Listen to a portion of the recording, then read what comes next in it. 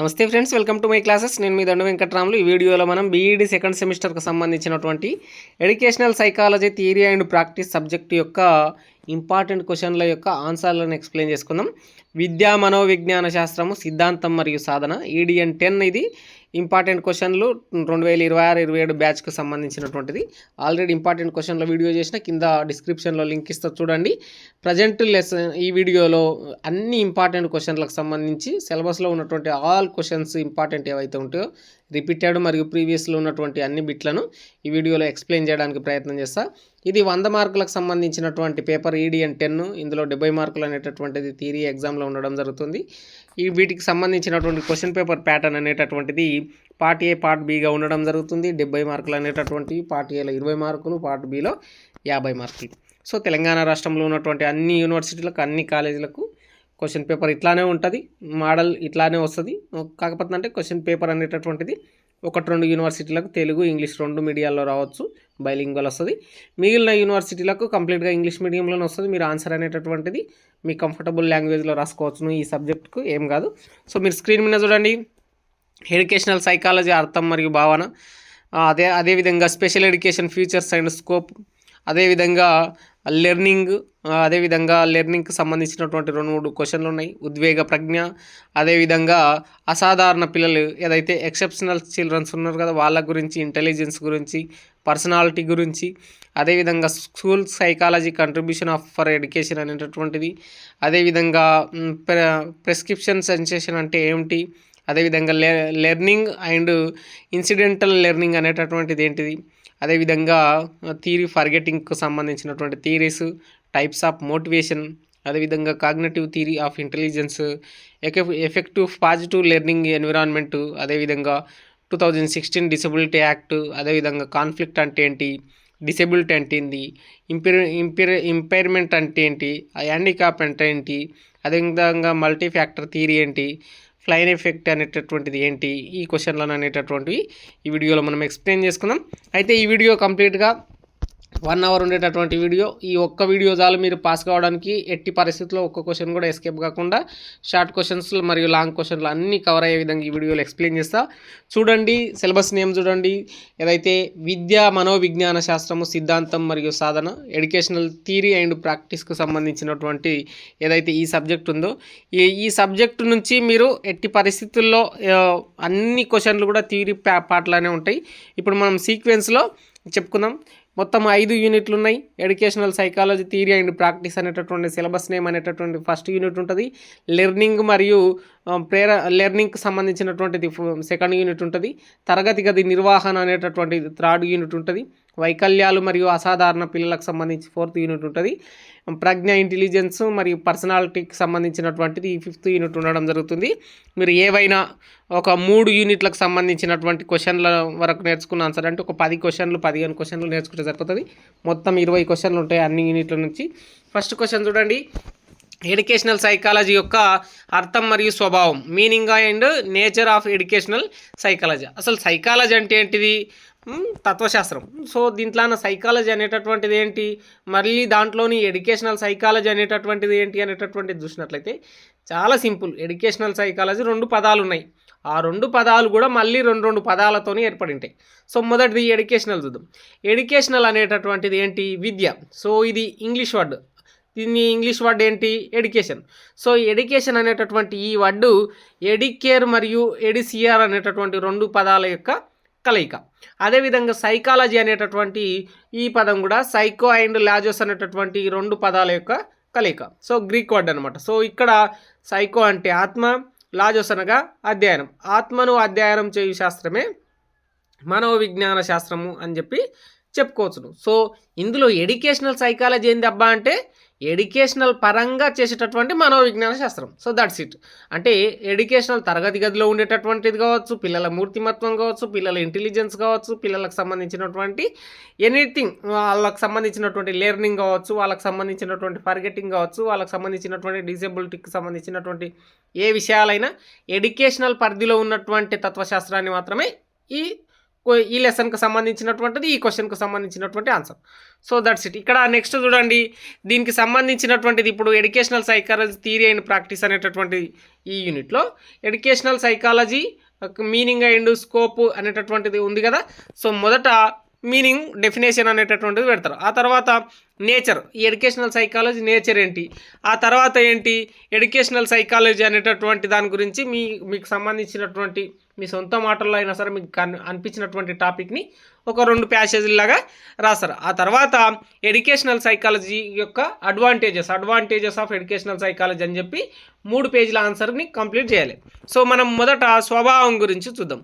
ఇది ఒక applied science లాంటిది. అంటే తరగతి గదిలో ఉన్నటువంటి పిల్లలకు వాళ్ళు ఏ రకమైనటువంటి ప్రాతిపదికనలో ఒక విషయాన్ని సూత్రప్రాయంగా చెప్తే వాళ్ళందరి సమస్యలకు పరిష్కారం అవుతుందో అలా తెలుసుకోవడమే ఎడ్యుకేషనల్ సైకాలజీ. అంటే వాళ్ళ వద్ద ఉన్నటువంటి ఒపీనియన్ తీసుకొని వాళ్ళకు సంబంధించినటువంటి సమస్యను తీర్చడం లాంటిది ఎడ్యుకేషనల్ సైకాలజీ పనిచేస్తుంది అనమాట. తర్వాత ఇదంతా ఒక సైంటిఫిక్, అంటే వాళ్ళకు సంబంధించినటువంటి ఆలోచనలు ఊహలు కాకుండా పరిశీలనలు ప్రయోగాల ఆధారంగా వాళ్ళకి సంబంధించి ఇప్పుడు మధ్యాహ్న భోజన పథకం ఉంది బాయి, అందులో 5 మందికి మాత్రమే పలానా వంటకం ఇష్టం లేదు, మిగిలిన 30 మందికి ఇష్టం ఉంది. సో అక్కడ ఉన్నటువంటి 30 మంది ఒపీనియన్ తీసుకోవడం వల్ల ఏమవుతుంది, సైంటిఫిక్గా అక్కడ ఫీల్డ్లో వాళ్ళకి సంబంధించినటువంటిది ఇష్టం ఉందా లేదా అనేటటువంటిది ఎడ్యుకేషనల్ సైకాలజీ తెలియజేస్తుంది. నెక్స్ట్ ఏంటి, పాజిటివ్ సైన్స్. అంటే వాళ్ళు 35 మంది విద్యార్థుల్లో 5 మంది మాత్రమే తీటపాసులు ఉన్నారు అనుకోండి,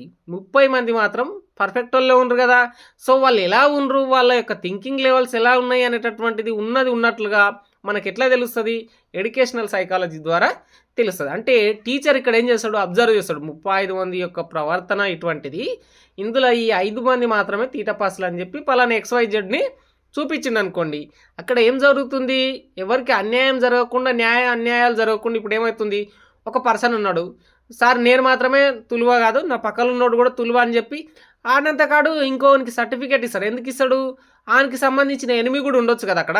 సో ఆ టాపిక్లో ఎడ్యుకేషనల్ సైకాలజీ ఎట్లా ఉపయోగపడుతుంది, పాజిటివ్ సైన్స్గా ఉపయోగపడుతుంది. అదేవిధంగా గతిశీలకమైనటువంటిది, అంటే వాళ్ళందరికీ కూడా కొత్త ఈ సంవత్సరం ఉన్నటువంటిది ఒక సైన్స్ బుక్ ఉంది, వాళ్ళకు ఒక ప్రయోగం చేపించారు, ఒక అర్థమైంది, నెక్స్ట్ ఇయర్ మారింది. అప్పుడు కూడా ఏమవుతుంది, ఈ ఎడ్యుకేషనల్ సైకాలజీ మారితే టీచర్ కూడా వాళ్ళ యొక్క సైకాలజీని అర్థం చేసుకొని ఆ కొత్త ప్రయోగాన్ని వాళ్ళకి ఎట్లా ఇంప్లిమెంటేషన్ చేయాలనేటటువంటిది చెప్తుంది అనమాట. So educational psychology applied science, scientific, positive science మరియు డైనమిక్ అని చెప్పి చెప్పుకోవచ్చు అనమాట. సో ఎడ్యుకేషనల్ సైకాలజీ యొక్క అడ్వాంటేజెస్ ఏంది, డిసడ్వాంటేజెస్ అనేటటువంటిది మీరు రాసుకోవచ్చును. ఓవరాల్గా అడ్వాంటేజ్ అనేటటువంటిది రాయండి, అది ఒక హాఫ్ పేజీ రాయండి. అంటే విద్యార్థుల యొక్క ప్రవర్తన తెలుసుకోవచ్చు, విద్యార్థులకు పలానా సబ్జెక్ట్ చెప్పాలని తెలుసుకోవచ్చు, విద్యార్థులకు సంబంధించినటువంటి ఏ జ్ఞానాన్ని అందించడానికి ఇది యూజ్ అవుతుంది అనమాట. సో ఇందులో 2-3 ఏవైతే 2-3 శాస్త్రవేత్తలను అట్లీస్ట్ మెన్షన్ చేయాలి. కాబట్టి మానవ ప్రవర్తన, మానవ సంబంధాల శాస్త్రమే మనోవిజ్ఞాన శాస్త్రం అని చెప్పి బిఎఫ్ స్కిన్నర్ గారు తెలపడం జరిగింది. అదేవిధంగా ప్రవర్తనను అధ్యయనం చేయు శాస్త్రమే మనోవిజ్ఞాన శాస్త్రం అని జేబీ వాట్సన్ గారు చెప్పడం జరిగింది. So that's it. Educational psychology ఏంటిది, ఆత్మ అనేటటువంటి దాన్ని అధ్యయనం చేసేటటువంటి సైకాలజీ ఏదైతే ఉంటుందో ఆ మనోవిజ్ఞాన శాస్త్రం విద్యాపరంగా అధ్యయనం చేయడమే ఎడ్యుకేషనల్ సైకాలజీ. అందులో ఏమవుతుంది, ఆ పిల్లవాళ్ళందరికీ అర్థం చేసుకునేటటువంటి ఒక ఒపీనియన్ అనేటటువంటిది ఎడ్యుకేషనల్ సైకాలజీ ద్వారా తెలుస్తుంది, వాళ్ళ సమస్యలు తీరుస్తాము, వాళ్ళకి సంబంధించినటువంటి అవగాహన ప్రతిస్పందనలను మనం నిరంతరం ఇస్తుంటాం అనమాట. ఇది గతిశీలకమైంది కాబట్టి నిరంతరం మనం కాలానుగుణంగా మారుతున్న కొద్ది ఎడ్యుకేషనల్ సైకాలజీ ద్వారా వాళ్ళకి కావాల్సినటువంటి ఇంప్లిమెంటేషన్ అనేటటువంటిది సక్రమంగా చేయగలుగుతాం అనమాట.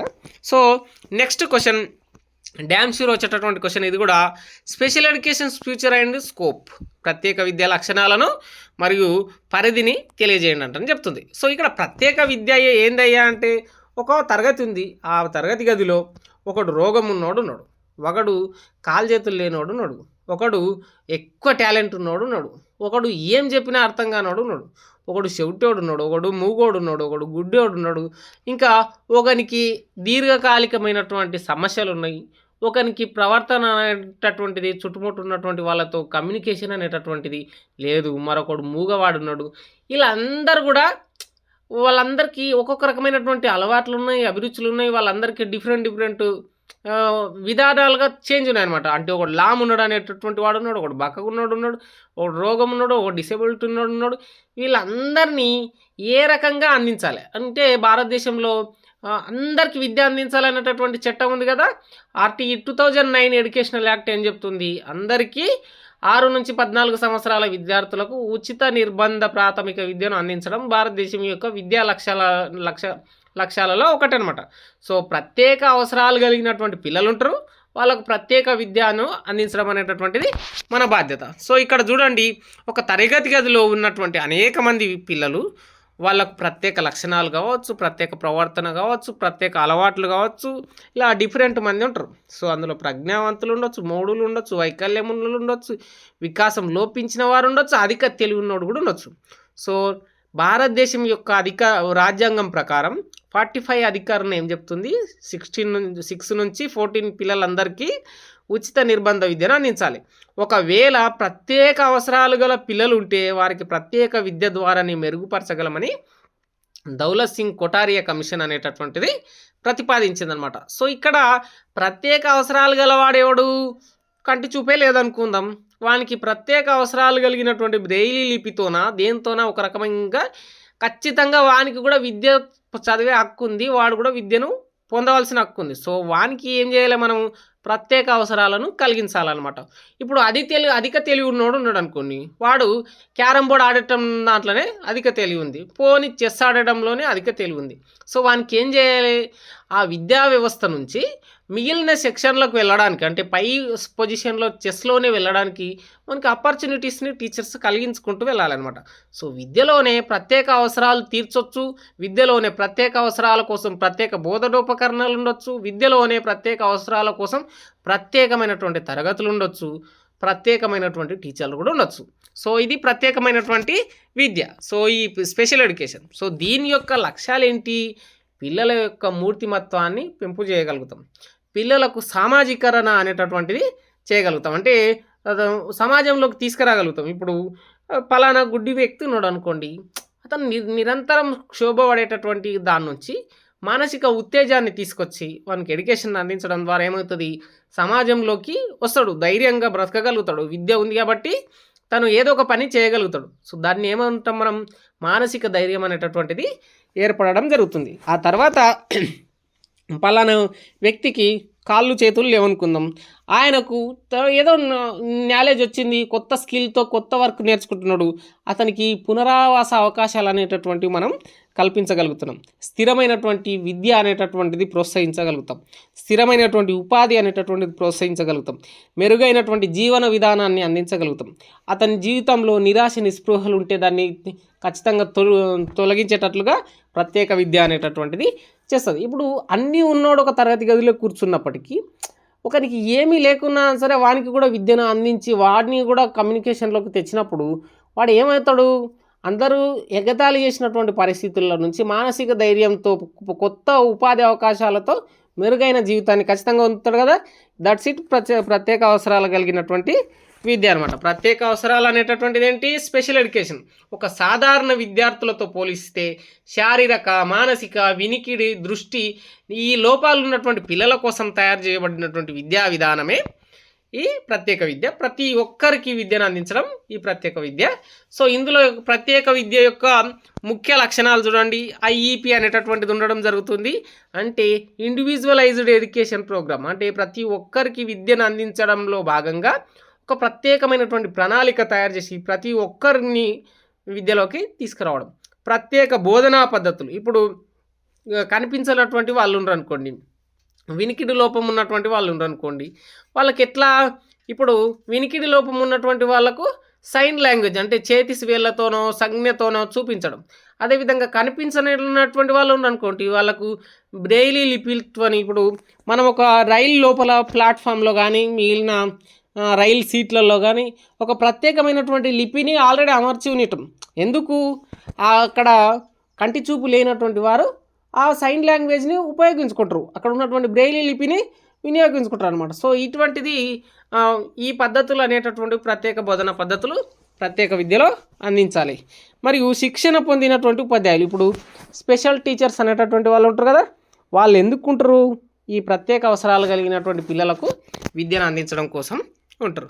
అదేవిధంగా అడ్డంకులు లేని వాతావరణం, పాఠశాలల్లో ర్యాంపులు, ప్రత్యేకమైనటువంటి శౌచాలయాలు, వీల్ చైర్కి సంబంధించినటువంటివి ఇట్లాంటివి. ఇప్పుడు మీరు ప్రభుత్వానికి సంబంధించినటువంటి ఏ ప్రాథమిక పాఠశాలల్లో కావచ్చు, ఉన్నత పాఠశాలల్లో కావచ్చు, మీరు చూసినటువంటి విద్యా వ్యవస్థలో ఉన్నటువంటి పాఠశాలకు కింద కడపలు అనేటటువంటివి ఉండవు, మరియు కిటికీలు అనేటటువంటివి పెద్ద సైజులో ఉంటాయి. ఎందుకు? ప్రత్యేక అవసరాలు కలిగినటువంటి పిల్లలు పాఠశాల లోపలికి వచ్చినప్పుడు వాడి యొక్క వీల్ చైర్ అనేటటువంటి సులభంగా రావడానికి కడపలు కట్ర అనేటటువంటివి ఉండవు అనమాట. సో అది. ఇంకా సమ్మిళిత విద్య, ఇప్పుడు పోనీ ఒక వ్యక్తికి ఒక కాలో చేయో ఇట్లా లేనటువంటి పరిస్థితులు ఉన్నారనుకోండి, వాడిని ప్రత్యేక అవసరాలు కలిగినటువంటి పిల్లలతోన ఒకే వ్యక్తిని కూర్చోబెడితే వాడు సంఘం నుంచి దూరం అవుతాడు. కాబట్టి వీలైనంత వరకు కొంతమందిని వాళ్ళ యొక్క డిసేబిలిటీని ఫైండ్ అవుట్ చేసి మిగిలిన తరగతి గది పిల్లలందరి మధ్యలో ఉంటే వాడు కూడా గొప్పగా చదువుకొని ఒక క్రమశిక్షణలోకి కావచ్చు, ఒక మూర్తిమత్వం వికాసం అనేటటువంటిది జరుగుతుందన్నమాట. ఇది ప్రత్యేక అవసరాలు కలిగినటువంటి విద్య. నెక్స్ట్ చూడండి, అభ్యాస స్వభావం నిర్వచనం, నేచర్ అండ్ డెఫినేషన్ ఆఫ్ లెర్నింగ్కి సంబంధించినటువంటి క్వశ్చన్. సో ఇక్కడ అభ్యసనం అంటే ఏంటి? లెర్నింగ్, ఏదైనా ఒక విషయాన్ని తెలుసుకోవడమే అభ్యసనం. సో దీనికి సంబంధించినటువంటి నిర్వచనాలను చూద్దాం. గిల్ఫోర్డ్ అనేటటువంటి వ్యక్తి ప్రవర్తనలో వచ్చే ఎలాంటి మార్పునైనా అభ్యసనం అని చెప్పి అంటాం. అంటే అతను ఒక పుస్తకం చదవాలనేటటువంటి ప్రవర్తనలో ఉన్నాడు. ఆ ప్రవర్తన వల్ల ఆయన ప్రవర్తనలో మార్పు వచ్చింది. ఏమవుతుంది? అది ఒక లెర్నింగ్ అవుతుంది. అంటే ఒక వ్యక్తి బొమ్మలు చూడాలంటానని చెప్పి పుస్తకం తీసుకున్నాడు. ఆ బొమ్మలు నిరంతరం తీసుకొని బొమ్మలాట ఆడుకుంటా పేజీలు తిప్పేస్తే ఏమవుతుంది? కొన్నాళ్ళ తర్వాత ఆ పేజీలో పలానా పేజీలు ఎక్కడెక్కడ బొమ్మలు ఉన్నాయంటని చెప్పి వాడు ముందే ఫైండ్ అవుట్ చేసి మరొక వ్యక్తితో బొమ్మలాట ఆడడానికి పోయినప్పుడు అప్పుడు ఏమవుతుంది? అతను ఒక ప్రజ్ఞలోనికి వస్తాడు. ఆ ప్రజ్ఞని ఏంటి? అభ్యసనం అనేటటువంటిది చెప్పవచ్చు. అంటే పునరభ్యసనం, ఎక్స్పీరియన్స్ ద్వారా అభ్యసన స్వభావం అనేటటువంటిది మెరుగుపడుతుంది అనమాట. అభ్యసనం వల్ల వ్యక్తి ఆలోచనల్లో, పనుల్లో మార్పు అనేటటువంటిది వస్తుంది. పుట్టుకతో ప్రారంభమై చనిపోయేంత వరకు ఈ అభ్యసనం, లెర్నింగ్ అనేటటువంటిది ఖచ్చితంగా ఉంటుంది. ఈ అభ్యసనం ఎలా ఉంటుంది? సార్వత్రికమైనటువంటిది. ఎలా? ఒక వ్యక్తికి నాలెడ్జ్ అనేటటువంటిది ఎట్లా వస్తుంది? కులం, మతం, లింగం, రంగు దీంతో వస్తుందా? రాదనమాట. ప్రతి ఒక్కరికి వస్తుంది. అభ్యసన స్వభావం నిర్వచనంలో మీరు ఈ క్వశ్చన్, అభ్యసనానికి లెర్నింగ్కి సంబంధించినటువంటి క్వశ్చన్ వచ్చిందనుకోండి, అభ్యసనం అంటే ఏమిటి అనేటటువంటిది ఒక సోది, ఒక అర పేజీ నింపిన తర్వాత అభ్యసన స్వభావం అనేటటువంటి దాని మీద సగం పేజీ నింపండి. అభ్యసనం వల్ల అడ్వాంటేజెస్ ఏంటి, డిసడ్వాంటేజెస్ అనేటటువంటిది ఏంటి రాయండి. ఇప్పుడు డిసడ్వాంటేజెస్ కూడా ఉంటాయి. ఏముంటాయి? ఇక వాడు పని బాట లేకుండా నిరంతరం చదువుకుంటూనే ఉండి అధిక శానతనం, అధిక తెలివిని పొందుతున్నట్టు ఏం లాభం అతనితో? సో చదువుకున్నటువంటి లెర్నింగ్ని మనం ఎక్స్పీరియన్స్లోకి, పనిలోకి కన్వర్ట్ చేయగలగాలి కదా. సో అడ్వాంటేజెస్ రాయండి, డిసడ్వాంటేజెస్ కూడా ఈ క్వశ్చన్కి రాయండి. అభ్యసనంలో మరొక క్వశ్చన్, అభ్యసనకు సంబంధించినటువంటిది అభ్యసన దశలు అనేటటువంటివి ఉండడం జరుగుతుంది. ఇది సపరేట్ క్వశ్చన్, కానీ మీకు ఇక్కడనే అర్థమవుతుంది అని చెప్పి ఇక్కడ ఇమేజ్ ఇవ్వడం జరుగుతుంది. చూడండి, అభ్యసనం అనేటటువంటిది వివిధ దశల్లో జరుగుతుంది. ఇప్పుడు ఎగ్జాంపుల్, ఒక చిన్న పిల్లాన్ని, 5వ తరగతి పిల్లగాన్ని మీరు మైండ్లో పెట్టుకోండి. సో 5వ తరగతి పిల్లగానికి ఏబిసిడీలు చెప్తున్నాం, వానికి కొంత నెమ్మదిగా వచ్చింది అనుకుందాం. సో 1వ తరగతి పిల్లగానే తీసుకుందాం, వానికి ఏబిసిడీలు చెప్తే కొంత నెమ్మదిగా వచ్చింది. వాడు 5వ తరగతికి వచ్చేటికల్లా ఇంకా స్పీడ్ వచ్చింది. ఇంకా 7వ తరగతికి వస్తే గణితము, సైన్స్ అవి చెప్పేటికల్లా వాడు ఒక అయిండు. అంటే వాడు చదువు పిల్లగానిలాగానా, చదువు రాని పిల్లగానిలాగానే అయిండు. కొంత 9వ తరగతికి వచ్చిన తర్వాత వాని స్థిరమైనటువంటి అభ్యసనం నమోదైంది. ఆ తర్వాత 10వ తరగతి పరీక్షల కోసం వాడు గరిష్టంగా అభ్యసనం, లెర్నింగ్లో పాల్గొని వాని పరిణతి అనేటటువంటిది పెరిగింది. ఆ తర్వాత ఏమవుతుంది? ఇంటర్మీడియట్లో కూడా వాని స్టడీ అంతకు మించిగా ఎక్స్ట్రీమ్ లేకు ఏం పోదు, అంతే పొజిషన్లో వాడు ఉన్నతుడైతే ఉన్నతుడు అవుతాడు, లేకుంటే లేదు. అదే దశ అందరికీ 10వ తరగతిలోనే రాదు. కొందరికి 5వ తరగతిలో రావచ్చు, కొందరికి ఇంటర్మీడియట్లో రావచ్చు. ఒక దశలో వచ్చినటువంటి జ్ఞానం కంటే రెట్టింపు జ్ఞానం మరొక దశలో వస్తుంది. కానీ ఇంకొంత దూరం పోయినాక తర్వాత పీఠభూమి దశ, అంటే ఏ లెర్నింగ్ లేకుండా కూడా ఉంటారు. అప్పుడు ఏ దశలో ఉన్నట్లు? ఆ 1వ తరగతి పిల్లగాడు ఏ డిగ్రీకో ఎప్పుడో పోయి వాడు లవర్ ఎంట తిరుక్కుంటున్నప్పుడు మనకి పీఠభూమి దశలు అనేటటువంటివి ఏర్పడతాయి. ఆ తర్వాత ఉద్యోగం సద్యోగం కావాలని అనుకున్నప్పుడు వానికి ఏమవుతుంది, ఆ గరిష్ట పరిమితి అనేటటువంటిది పెరుగుతుంటుంది అనమాట. సో ఇది ఎడ్యుకేషనల్ సైకాలజీలో లెర్నింగ్కి సంబంధించినటువంటి దశలు, అభ్యసన దశలు. ఈ క్వశ్చన్ వచ్చినా ఆశ్చర్యం లేదు, అందుకోసమే ఇచ్చిన. ఇక నెక్స్ట్ అధ్యయనంలో నిర్మాణాత్మకత. ఇప్పుడు అధ్యయనం ఉంది, ఏంటి, నువ్వు 4వ ఎక్కం నేర్చుకోవాలి. దాంట్లో నిర్మాణాత్మకత అనేటటువంటిది ఏంటి అంటే, ఆ నిర్మాణాత్మకత అంటే ఈరోజు 4వ ఎక్కం నేర్చుకున్నావు, రేపు 4వ ఎక్కం నేర్చుకున్నావు, 2-3 రోజుల తర్వాత పునరభ్యసనంలో నీకు 4వ ఎక్కం అనేటటువంటిది వచ్చింది. ఈ 4వ ఎక్కంని నువ్వు నేర్చుకోవడం అనేటటువంటిది నీ ఎక్స్పీరియన్స్లో నీకు నువ్వే నేర్చుకోగలిగినావు, అంటే ఆ జ్ఞానాన్ని నువ్వు స్వయంగా నిర్మించుకోగలిగినావు. సో అదేమవుతుంది, అభ్యసనంలో నిర్మాణాత్మకత అనేటటువంటిది అవుతుంది. ఇప్పుడు నీకు 100 వరకు 1-2 నేర్పించింది అనుకోండి, 100 నుంచి 109 వరకు కూడా నేర్చుకున్నావు, కానీ 110 నుంచి 119 వరకు నీ సొంతంగా రాయగలిగేటటువంటి అభ్యసనం నీలో ఒకసారి ఏర్పడుతుంది. ఆ అభ్యసనం ఏంటి, నిర్మాణాత్మకత దృక్పథం అనేటటువంటి అంశంగా చెప్పవచ్చు అనమాట. ఇక్కడ విద్యార్థి కేంద్రిక విధానం అనేటటువంటిది ఉంది. అంటే ఇప్పుడు మన ఎడ్యుకేషన్ సిస్టమ్ ఎలా ఉంది, NEP 2020 తర్వాత చైల్డ్ సెంట్రిక్ మెథడ్ కదా, అంటే విద్యార్థియే ప్రధాన పాత్ర, ఉపాధ్యాయుడు సహాయకుడు ఉంటాడు, విద్యార్థి అందులో భాగంగా ఉంటాడు, క్రియాశీల భాగస్వామి, వాడు తప్పంటే తప్పెందుకో చెప్పాలి, వాడు రైట్ అంటే రైట్ ఎందుకో చెప్పాలి. టీచర్ అనేటటువంటి వాడు వానికి సహాయకంగా ఉండాలి తప్ప, టీచర్ అనేటటువంటి వాడు ఎలా ఒక డిక్టేటర్ లాగా, అంటే టీచర్ కొడితే పడడం కానీ పిల్లలు ఉండొద్దు. పిల్లలు అనేటటువంటి వాళ్ళకి ఏ అభ్యసనం కావాలనో ఆ అభ్యసనాన్ని తరగతి గది కరిక్యులం ద్వారా టీచర్ దానికి నెరవేర్చాలన్నమాట. సో ఉపాధ్యాయుడి పాత్ర ఎలా ఉంటుంది, సహాయకునిగా ఉంటుంది. విద్యార్థి ఎలా ఉంటాడు, క్రియాశీల భాగస్వామిగా ఉంటాడనమాట. విద్యార్థులు నిరంతరం ప్రయోగాలు, క్షేత్ర పర్యటనలు, చర్చించడము, సమస్యలు సాధించడం అనేటటువంటిది. ఇప్పుడు ఆల్రెడీ మనకు విద్యా ప్రమాణాలలో సృజనాత్మకత, ఆలోచించండి, చర్చించండి, ప్రయోగం చేయండి, ఇవి చేయండి అనేటటువంటి కాన్సెప్ట్లన్నీ కూడా ఏమవుతుంది, విద్యార్థిని చైల్డ్ సెంట్రిక్ మెథడ్లోకి తీసుకొస్తున్నాం అనమాట. ఇది ఈ క్వశ్చన్కి సంబంధించి మీరు నేను చెప్పినటువంటి కంటెంట్లు అన్నింటినీ మీరు గుర్తుపెట్టుకొని కొంత ఎక్కువ వరకు చేయండి. నెక్స్ట్ క్వశ్చన్ చూడండి, ఉద్వేగం యొక్క ప్రాముఖ్యత, ఇంపార్టెన్స్ ఆఫ్ ఎమోషనల్ ఇంటెలిజెన్స్. ఇక్కడ ఉద్వేగాత్మకత అనేటటువంటిది ఏంటి, మనిషికి ఉండేటటువంటి ఎమోషన్ల గురించి తెలియజేసేటటువంటి క్వశ్చన్ అనమాట. ఇది ఒక వ్యక్తికి దుఃఖం అనేటటువంటిది వస్తుంది, ఒక వ్యక్తికి సంతోషం అనేటటువంటిది వస్తుంది, ఒక వ్యక్తికి కోపం అనేటటువంటిది వస్తుంది. ఎడ్యుకేషన్ని చదవడం వల్ల ఏమవుతుంది, అవి ఏ సమయంలో పాటించాలి, ఏ సమయంలో కోప్పడాలి, ఏ సమయంలో మనం ఆ ఎమోషన్ని కంట్రోల్ చేసుకోవాలి అనేటటువంటిది, మనకు ఒక కమ్యూనికేషన్ ఎలా ఉండాలి అనేటటువంటిది A to Z బిల్డ్ అవుతుంది. అదే నువ్వు చదువుకోవాలన్నటువంటి పొజిషన్లో ఉన్నావు అనుకోండి, ఏ సమస్య వచ్చినా సరే ఆగర్ బాగర్ వలరడం తప్ప ఆ ఎమోషనల్ ఇంటెలిజెన్స్ అనేటటువంటిది నీతోనో ఉండదన్నమాట. సో ఈ సందర్భంలో చదువుకున్నోడు అంతే, కానీ ఇక్కడ ఏం జరుగుతుంది, ఇదేదైతే ఎమోషనల్ ఇంటెలిజెన్స్ని గుప్పెట్లో పెట్టుకున్నోడు ఉంటాడో వాడు ఏ రంగంలో అయినా రాణించగలుగుతాడు అనేటటువంటి కాన్సెప్టే ఈ క్వశ్చన్ అనమాట. సో ఎమోషనల్ ఇంటెలిజెన్స్ వల్ల ఏమవుతుంది, ఆత్మనియంత్రణ తనలో తాను ఉంటుంది. సో ఈ ఆత్మనియంత్రణ అనేటటువంటిది పెట్టి పెద్ద ప్యాసేజ్ రాయాలన్నమాట. నేను చెప్పేటటువంటి చిన్న టాపిక్ కాకుండా నేను ఏమేమి చెప్తున్నాను నోటి ద్వారా అది పెద్ద ప్యాసేజ్ ద్వారా రాయాలన్నమాట. ఆత్మనియంత్రణ ఉండడం వల్ల ఏమవుతుంది, ఒక వ్యక్తి మీద కోపం వచ్చింటుంది, నీ ఫ్రెండ్ కానీ మీదే నీకు 10 మంది ఫ్రెండ్స్ ఉండరు, అందులో 10 మందిలో ఒక వ్యక్తి మీద కోపం వచ్చింది, కానీ కొన్నాళ్ళు మిగిలిన 9 మంది కరెక్ట్ అంటాను అనుకుంటావు. ఒక నెల తర్వాత వాడైనా ఏం రాపో అని ఈ 9 మందే రాంగుండ్రా అనేటటువంటి ఫీలింగ్ కూడా నీకు ఏర్పడవచ్చు. ఆ నిమిషంలో అయినా ఈ నిమిషంలో అయినా నీకు స్థిరత్వం ఉండి నీ కోపాన్ని నువ్వు కంట్రోల్ చేసుకున్నప్పుడు, నీ దిక్కాన్ని నువ్వు కంట్రోల్ చేసుకున్నప్పుడు, నీ భయాన్ని నువ్వు కంట్రోల్ చేసుకున్నప్పుడు నీకు ఒక ఆత్మనియంత్రణ అనేటటువంటిది, సెల్ఫ్ రెగ్యులేషన్ అనేటటువంటిది ఏర్పాటు కావడం వల్ల నీ ఉద్వేగాలు అనేటటువంటివి అదుపులో ఉంటాయి. ఇక మంచి సంబంధాలు ఉంటాయి. ఇప్పుడు నువ్వు తీటా పాస్ కానీ అవి ఊకే ఒకరి మీద ఈయన మీద కయ్యాలు పెట్టుకున్నావు అనుకో, నీతో ఎవడుంటాడు ఫ్రెండ్స్, ఎవడుంటాడు బై, జమానా పోయింది. సో జమానా మంచిగా ఉండాలని నువ్వు అందరితో అంటే ఏం చేయాలి, నీ ఎమోషనల్ని కంట్రోల్ ఉండాలి, ఆడ ఎట్లా మెలగాలనో ఉండాలి, ఎవరితో ఎట్లా మాట్లాడాలనో ఉండాలి. అవన్నీ తెలుసుకున్నప్పుడు సమాజంలో ఇతరులతో అందరితో కూడా మంచి సంబంధాలు, బెస్ట్ రిలేషన్స్ అనేటటువంటివి ఏర్పడతాయి. ఇక సమస్యల పరిష్కారం అనేటటువంటిది జరుగుతుంది. ఎలా, నువ్వు ఒత్తిడి, భయం, ఆందోళన, చికాకుతో ఉన్నప్పుడు చేసిన పని ఒకలాగా అవుతుంది, నువ్వు స్థిరమైనటువంటి ఆలోచనలతో చేసినప్పుడు ఒక పని ఒక రకంగా అవుతుంది. విద్యలో విజయం అనేటటువంటిది వస్తుంది. ఇప్పుడు నువ్వు సారు కొట్టిండని చదవడమో సారు కొట్టలేడని చదవడమో ఏదో ఒకటి చేయకుండా నీకు నువ్వే సెల్ఫ్ మోటివేషన్ వస్తుంది కదా, ఎమోషనల్ ఇంటెలిజెన్స్ ఉండడం వల్ల, దానివల్ల విద్యలో విజయం అనేటటువంటిది కూడా వస్తుంది.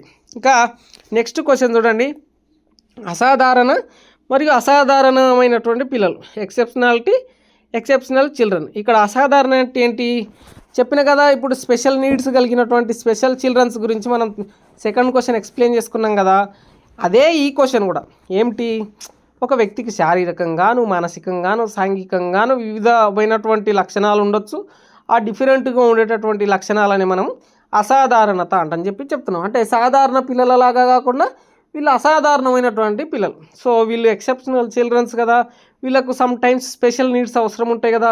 ఇప్పుడు డిసేబుల్ పిల్లలు ఉన్నారనుకోండి, వాళ్ళకు ఎక్సెప్షనల్ స్టడీని అందించాల్సి వస్తుంది.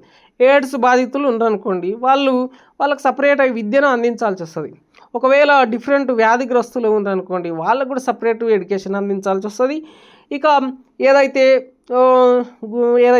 గుడ్డివారు ఉన్నారనుకోండి, వాళ్ళకు ప్రత్యేకమైనటువంటి బోధనోపకరణలను వినియోగించాలి. ఇప్పుడు ఏదైతే వినికిడి లోపించినటువంటి వాళ్ళు ఉన్నారనుకోండి, సైన్ లాంగ్వేజ్ తెలిసినటువంటి ప్రత్యేక ఉపాధ్యాయ శిక్షణ పొందినటువంటి టీచర్ కావాలి.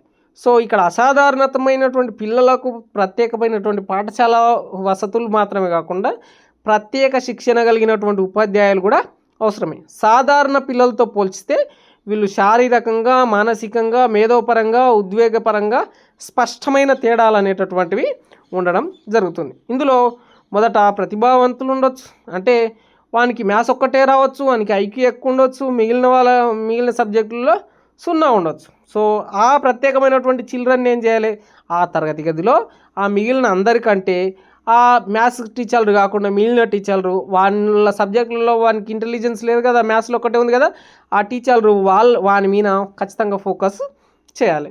వానికి ప్రత్యేకమైనటువంటి శిక్షణ ఇవ్వాలి, బోధనోపకరణలు ఇవ్వాలి, టీఎల్ఎంతో వానికి చూపించి అర్థం చేపించి వానికి విద్య అనేటటువంటిది ప్రోత్సహించాలి. ఇక మందబుద్ధి గల వాళ్ళు వికలాంగులు ఉన్నారనుకోండి, వాళ్ళకు కూడా నేర్పించడానికి అవకాశాలను స్థిరమైనటువంటి ప్రజ్ఞను అందించాలి. ఇక నెక్స్ట్ అభ్యసన వైకల్యాలు ఉన్నటువంటి వాళ్ళు ఉంటారు కదా, ఇప్పుడు డిస్పేసియా, డిస్లెక్సియా, డిస్కాలక్లియా, అగ్రాఫియా ఇవి ఉంటాయి కదా. అంటే ఒకనికి లెక్కల్లో నాలెడ్జ్ లేదు, వాడేమవుతాడు, డిస్కాలక్లియా అవుతాడు. ఇప్పుడు వానికి చదవడంలో ఇబ్బంది అనేటటువంటిది ఉందనుకోండి, వానికి చూడడంలో ఇబ్బంది ఉందనుకోండి, డిస్గ్రాఫియా, డిస్లెక్సియా అనేటటువంటి అవుతాయి అన్నమాట. సో వాళ్ళకు ప్రత్యేక అవసరాలు కలిగినటువంటి వాళ్ళు కదా, వాళ్ళకు ప్రత్యేక బోధనోపకరణల, ప్రత్యేక వసతుల, ప్రత్యేక టీఎల్ఎం ఏదో ఒకటి అనేటటువంటిది మీరు మెన్షన్ చేస్తూ రాయండి. ఇక నెక్స్ట్ క్వశ్చన్ చూడండి, ఇంటెలిజెన్స్ భావన, కాన్సెప్ట్ ఆఫ్ ఇంటెలిజెన్స్. అంటే ఇంటెలిజెన్స్ అనేటటువంటిది ఏంటి, ప్రజ్ఞ అనేటటువంటిది ఒక అమూర్తమైనటువంటిది, అంటే అబ్స్ట్రాక్ట్ శక్తి. అంటే దీనికి ఒక కొలత ఉంటుంది. ఇప్పుడు మనం మిగిలిన అన్నిటిని కొలవచ్చును కొలవకపోవచ్చును, కానీ ప్రజ్ఞని మనం కొలవగలుగుతాం. ఎట్లా కొలవగలుగుతాం, ఒక ఎగ్జామ్ పెట్టి కొలవగలుగుతున్నాం. ఎగ్జాంపుల్, ఎంబీబీఎస్ డాక్టర్ని తయారు చేస్తున్నాం, వానికి ప్రత్యేక శిక్షణ ఇచ్చి ప్రత్యేక వసతులు కల్పించి ప్రత్యేకమైనటువంటి వాని సామర్థ్యాన్ని కొలిసి నువ్వు డాక్టర్కి ఎలిజిబులా కాదా అనేటటువంటి ఎగ్జామ్ పెడుతున్నాం. సో నీట్ ఎగ్జామే అనుకుందాం, నీట్ ఎగ్జామే పెడుతున్నాం, ఎంసెట్ ఎగ్జామే పెడుతున్నాం, కానిస్టేబుల్ ఎగ్జామే పెడుతున్నాం, ఇంజనీరింగ్ ఎగ్జామే పెడుతున్నాం, డాక్టర్ ఎగ్జామే పెడుతున్నాం, టీచర్ ఎగ్జామే పెడుతున్నాం. వాని ఇంటెలిజెన్స్ని మనం కొలిసిన తర్వాతనే వాడు అవసరమా ఫిట్టా అన్ఫిట్ అనేది తెలుస్తున్నాం. ఇక్కడ ఇంటెలిజెన్స్ అనేటటువంటిది ఏమవుతుంది, అక్కడ కొత్త పరిస్థితులకు సర్దుబాటు చేసుకోవడం. అంటే ఇప్పుడు కానిస్టేబుల్ కావాలనుకున్నాడు, కానిస్టేబుల్ ఎగ్జామ్ రాసి అక్కడ జరిగేటటువంటి విషయాలకు, అక్కడ రన్నింగ్గా ఇంకో ఎంటఫాల ఫిట్నెస్కు సంబంధించి ఉంటాయి కదా, వాటిలో సర్దుబాటు చేసుకోగలిగేటటువంటి శక్తి ఉండడం. అంటే ఉంటేనే తీసుకుంటారు, లేకుంటే లేదు. అమూర్తంగా ఆలోచించడం, అనుభవాల నుంచి నేర్చుకోవడం, సమస్యలను సమర్థవంతంగా పరిష్కరించే మానసిక సామర్థ్యాన్ని ప్రజ్ఞ అంటాం. ప్రజ్ఞా రకాలు అనేటటువంటివి చూడండి, దీనికి లింగభేదం లేకుంటుంది. వైవిధ్యం అనేటటువంటిది కేవలం చదువుకే కాకుండా కళలు, క్రీడలు, వ్యాపారం, వివిధ రంగాల్లో వేరు ఉంటుంది. ఒకనికి చదువు నిల్లు, కానీ వ్యాపారంలో పైసలు 500కి వెళ్ళి 19 రూపాయలు తీస్తే ఎంతనో, 500కు 7,650 కలిపితే ఎంతనో వానికి పర్ఫెక్ట్ తెలిసి ఉంటుంది. ఇప్పుడు వానికి పర్ఫెక్ట్ అసలు మ్యాథ్స్ వానికి 0 ఏం రాదు కూడా రాదు, ఫెయిల్ అవుతాడు. కానీ వాడు వ్యాపారం చేయడంలో దిట్ట ఉంటాడు. ఇప్పుడు ఏదైనా ఒక పుస్తకాలకు సంబంధించినటువంటి ఇది ఉందనుకోండి, చదవమంటే చదవలేడు అనుకోండి, పలానా మ్యాథ్స్ ఒక డిఫరెన్షియేషన్ని చదవలేడు అనుకోండి, కానీ వాడు గాంజా అమ్ముతున్నాడు అనుకోండి, వాడు ఎన్ని కట్టలు అమ్ముతున్నా ఏం చేస్తున్నా అనేటటువంటి పర్ఫెక్ట్ తెలుస్తుంది. అసలు కింద కూడా తేడా లేకుండా ఉంటాడు అనమాట. ఇక నెక్స్ట్ సహజ సామర్థ్యం అనేటటువంటిది ఉంటుంది కదా, ఆ ప్రజ్ఞ అనేటటువంటిది పుట్టుకతో వచ్చేది. ఒక వ్యక్తికి ఏది ఉన్నా సరే గుర్తించుకునేటటువంటి శక్తి ఉంటుంది. ఒక వ్యక్తి ఏ పరుగు పందెంలో కావచ్చు, దేంట్లో అయినా కావచ్చు, శారీరక దృఢత్వం ఉంటుంది. వానికి ఎక్కడి నుంచి వచ్చింది ఆ ప్రజ్ఞ? పుట్టుకతోనే వచ్చినటువంటిదే. సో వాడు ఆ వీటిల్లో అనుకువలు స్కిల్స్ నేర్చుకొని పైనకి వచ్చి ఉంటాడు అనమాట. సో మీకు స్క్రీన్ మీద ఇమేజ్ కనిపిస్తుందిగా, ఇంటెలిజెన్స్ అనేటటువంటి డిఫరెంట్ టైప్గా మీరు ఈ బొమ్మలు చూసే మీరు ఆన్సర్ రాయొచ్చు అనమాట. సో వీటిని స్క్రీన్ షాట్ తీసుకోండి. నెక్స్ట్ చూడండి, మూర్తిమత్వం ఏంటి? అసలు మూర్తిమత్వం ఏంటి? పర్సనాలిటీ ఇంగ్లీష్లో. అంటే పర్సనాలిటీ అనేటటువంటి పదం పర్సోనా అనేటటువంటి లాటిన్ భాష నుంచి వచ్చింది. ఇక్కడ పర్సోనా అంటే ఏంటంటే మాస్క్, ముసుగు అనేటటువంటి అర్థం. సో ఇక్కడ ఏంటి, ఒక వ్యక్తి రంగస్థలం మీద వివిధ భావోద్వేగాలతో యాక్టింగ్ చేస్తున్నాడు. అతను ఒకసారి ఏడుపు చేసిండు, ఒకసారి దుఃఖం చేసిండు, ఒకసారి సంతోషం చేసిండు, ఒకసారి నవ్వు చేసిండు, ఒకసారి కోపం చేసిండు. అయితే ఇవన్నీ ఒకటేసారి ఆయనకు వచ్చినాయా? రాలేవు. వివిధ సందర్భాల్లో వివిధ సిచ్యువేషన్కి తగ్గట్లు ఆ పాత్రలో ఆయన అనుగుణంగా ఉన్నాడు అనమాట. ఇప్పుడు ఏమవుతుంది, ఆయన లోపల ఉన్నటువంటి నిగూఢంగా ఉన్నటువంటి ఈ కోపము, దుఃఖము, సంతోషం, బాధ ఇవన్నీ నవరసాలు ఏవైతే ఉంటాయో ఆయన లోపల ఉన్నటువంటి మాస్క్, అంటే ఆయన లోపల ఉన్నటువంటి మూర్తిమత్వం. సో ఆయన డిఫరెంట్ టైంలో డిఫరెంట్ ఒపీనియన్ను ఇవ్వగలుగుతున్నాడు అనమాట. సో ఇదే మూర్తిమత్వానికి సంబంధించినటువంటి అర్థం. ఇక్కడ వ్యక్తి యొక్క శారీరక, మానసిక, ఉద్వేగ, సాంఘిక లక్షణాల యొక్క విశిష్టమైనటువంటి కలయికనే మూర్తిమత్వం అని అనొచ్చును. ఒక ఎగ్జాంపుల్ చూడండి, ఒక నిర్వచనం: పరిసరాలతో వ్యక్తి జరిపే అపూర్వ సర్దుబాటును నిర్ధారించే శారీరక, మానసిక వ్యవస్థల గతిశీల సంఘటనమే మూర్తిమత్వం అని చెప్పి ఆల్ఫోర్ట్ అనేటటువంటి నిర్వచనము ఉండడం జరిగింది. ఇక్కడ మూర్తిమత్వంలో చూడండి, శారీరకంగా ఆరోగ్యంగా, పొడవుగా, బరువు ఇవన్నిట్లలో చూపిస్తాం. మానసికంగా మేధోపరమైనటువంటివి, తెలివి, ఆలోచన సరళి ఉండవచ్చు. ఇక ఉద్వేగపరంగా ఏంటి, ఉద్వేగ స్థిరత్వం, ఇతరులతో ప్రవర్తించే విధానం, ఇది మూర్తిమత్వానికి సంబంధించినటువంటిది. మూర్తిమత్వం చూడండి, ఇక్కడ కొన్ని నిర్వచనాలను కూడా ఇవ్వడం జరిగింది. రేమండ్ బి కాటిల్ అనేటటువంటి వ్యక్తి ఇచ్చినటువంటిది ఏంటంటే, ఇచ్చిన సన్నివేశంలో వ్యక్తి ఎలా ప్రవర్తిస్తాడో ప్రాగ్దూకరించుటకు దోహదపడేదే మూర్తిమత్వం అనేటటువంటిది. సో పర్సోనా అనేటటువంటి లాటిన్ భాష నుంచి వచ్చింది అనేటటువంటిది. ఇక్కడ మూర్తిమత్వం లక్షణాలు ఏంటి, ప్రత్యేకమైనది, ప్రతి వ్యక్తిలో సర్దుబాటు చేసుకునేటటువంటి ప్రత్యేక లక్షణాలు ఉంటాయి. అంటే ఏంటి, వాడు 10 మందిలో ఉన్నాడు, వాడిని తిడుతున్నట్టే వాడు ఏడుపును కంట్రోల్ చేసుకునే ఉంటుంది, ఏడ్చేది కూడా వాని చేతిలో ఉంటుంది. వాడు ఎలా ప్రవర్తిస్తున్నాడు, వాని లోపల ఏం దాగింది అనేటటువంటిదే ఇక్కడ మూర్తిమత్వం. బాయ్స్ చాలా సింపుల్గా వాని లోపల ఉన్న మాస్కే మూర్తిమత్వం. ఇది ఒక అద్వితీయమైనటువంటిది, వేరు వ్యక్తులకు వేరు రకాలుగా ఉండడం జరుగుతుంది. అంటే ఆ 10 మందిలో వాడిని ఇన్సల్ట్ చేసినప్పుడు వాడు తిరిగి కొడుతున్నాడా అనేటటువంటిది ఒక మూర్తిమత్వం, ఏడుస్తున్నాడా అనేటటువంటిది ఒక మూర్తిమత్వం, సైలెంట్ ఉంటున్నాడా అనేటటువంటిది ఒక మూర్తిమత్వం. సో మూర్తిమత్వం మీద మీకు కాన్సెప్ట్ అర్థమైతే 5 పేజీలు రాయొచ్చు. So that's it. Next question, పాఠశాలలు మరియు విద్యల్లో వాటి సహకారానికి సంబంధించినటువంటిది. ఇక్కడ సైకాలజీకి సంబంధించినటువంటి అంశాలని పాఠశాలల్లో ఏ రకాలు అనేటటువంటివి ఉంటాయి. ఇది ఖచ్చితంగా మీరు ప్రాక్టీస్ చేస్తేనే వస్తుంది. చూడండి, నిర్మాణాత్మకవాదం విలియం హూంట్ అనేటటువంటి వ్యక్తి ఇవ్వడం జరిగింది. కార్యాత్మకవాదం విలియం జేమ్స్ అనేటటువంటి వ్యక్తి ఇవ్వడం జరిగింది. ప్రవర్తనవాదం జేబీ వాట్సన్ స్కిన్నర్ అనేటటువంటి వ్యక్తి ఇచ్చడం.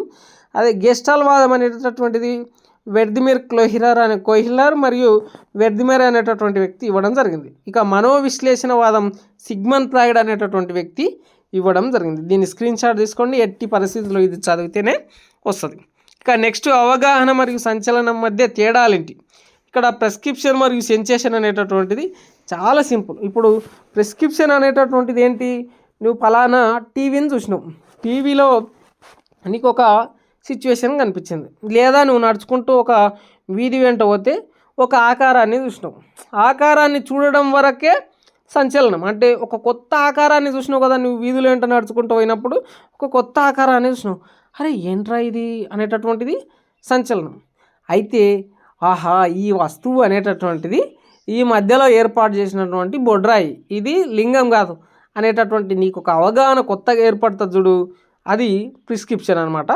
ఇక్కడ సెన్సేషన్ ఏంటి, ఇదేంటి లింగమా బొడ్రాయా అనేటటువంటి సంచలనం ఉంటుంది కదా నీ లోపల, అది సెన్సేషన్. అంటే పలానా ఇప్పుడు ఎగ్జాంపుల్, చెవిలో ఒక శబ్దం పడడం సంచలనం. నిన్నెవరో ఇప్పుడు KGF 2 సినిమా ఉందనుకోండి, రమిక అంటని చెప్పి రావు రమేష్ గట్టిగా పిలుస్తాడు. అక్కడ చెవిలో పడడం వరకు మాత్రమే ఒక సెన్సేషన్. ఒక ప్రధానమంత్రిని అలా ఎలా పిలిచిండంటని చెప్పి ఆ సీన్లో మనం అర్థం చేసుకుంటాం. కానీ అవగాహన ఏంటి, ఆమెను ఎంత ప్రాధాయపడ్డా ఆమె పట్టించుకోకపోవడంతో ఆయన కోపంగా ఆమెను తిట్టున్నట్లు, ఆమెని ఏదో కోపంతో పిలుస్తున్నటువంటి ఆ శబ్దంలో మనకేమర్థమవుతుంది, ఒక అవగాహన అనేటటువంటిది అర్థమవుతుంది అనమాట. ఇది ఈ క్వశ్చన్కి సంబంధించి కేవలం ఉద్దీపన మాత్రం ఉండేటటువంటిది సెన్సేషన్, సంచలనం అనేటటువంటిది ఏంటంటే దానికి అర్థం కూడా ఉంటుంది అనమాట. నెక్స్ట్ ఉద్దేశపూర్వక అభ్యసనం, యాదృచ్ఛిక అభ్యసనం. ఇప్పుడు వెంకట్రాములు హరికృష్ణ ఇద్దరు ఉండరు అనుకుందాం. వెంకట్రాములకు హరికృష్ణ పెన్నుతో కూర్చితే అది ఉద్దేశపూర్వకమైనటువంటిది.